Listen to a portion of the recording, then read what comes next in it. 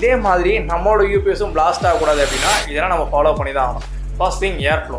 இப்போலாம் யூபிஎஸ்ஸை பாக்ஸில் வைக்கிறாங்க, அதுவும் பேட்டரி மட்டும் தான் பாக்ஸில் வைக்கணுமே தவிர இன்வெர்ட்டரை பாக்ஸில் வைக்கக்கூடாது, பாக்ஸ்க்கு மேலே வைக்கலாம்.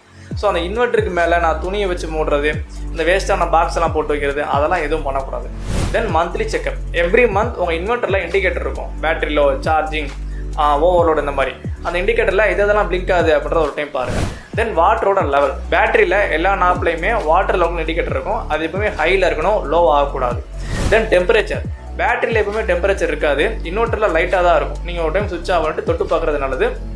பேட்டரியில் ரொம்ப அதிகமாக டெம்பரேச்சர் ஃபீல் ஆகுது, இன்வெர்ட்டரில் ஃபீல் ஆகுது அப்படின்னா நீங்கள் எலக்ட்ரிஷியனை கன்சிடர் பண்ணுறது ரொம்ப நல்லது.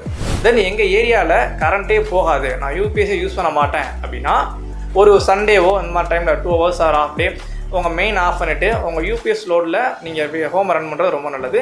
இது உங்களோட பேட்டரி லைஃப்பை வந்து இம்ப்ரூவ் பண்ணும் கண்டிப்பாக. தென் 6 months ஆயிடுச்சு அப்படின்னாலே நீங்கள் யூஸ் பண்ணுறீங்க பண்ணலை, கண்டிப்பாக வாட்டர் லெவல் குறைய தான் செய்யும். எப்போவுமே ஒரு 1 liter டிஸ்டில்டு வாட்டர் வந்து கேரி பண்ணுறது ரொம்ப நல்லது. எப்போல்லாம் வாட்டர் லெவல் குறையுதோ அப்போல்லாம் ஃபில் பண்ணுறீங்க அப்படின்னா மச் பெட்டர். ஸோ உங்களுக்கு ஏதாவது டவுட் இருந்தது அப்படின்னா கமெண்டில் சொல்லுங்கள், நான் அதை கிளியர் பண்ணுறேன்.